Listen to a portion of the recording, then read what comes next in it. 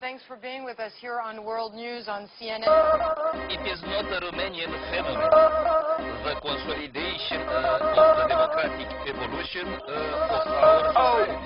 I can be what I wanted to be, losing my identity, cause I got a lot of life in me. Let me live my American dream. I can be what I wanted to be, losing my identity, cause I got a lot of life in me. Let me live my American dream.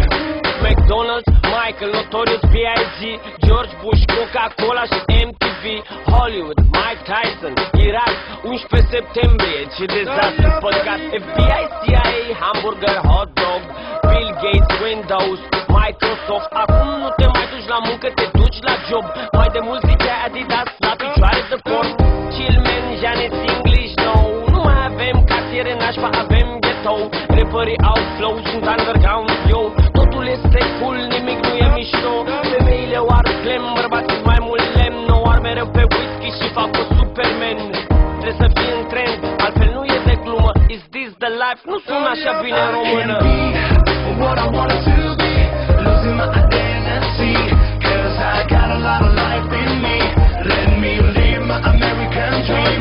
I can be what I wanted to be, losing my identity, cause I got a lot of life in me. Let me live my American dream.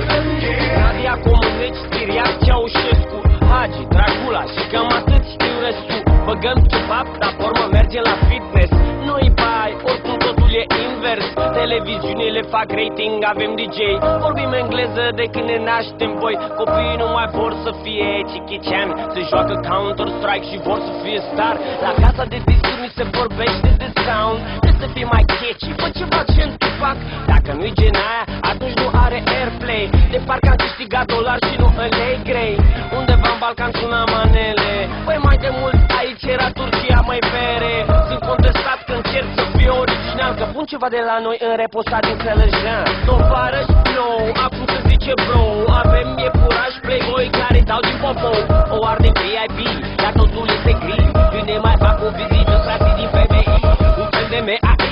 Și cât mai suntem zi, noi mergem să muncim, să scoatem tot banii.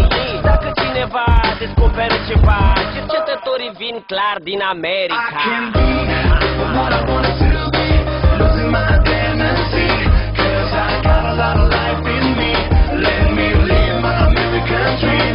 I can be what I wanted to be, losing my identity, cause I got a lot of life in me. Let me live my American dream. Dai mai mother if I lie, nu. Și nu să înțelegi ce zic dacă nu știi numai engleză.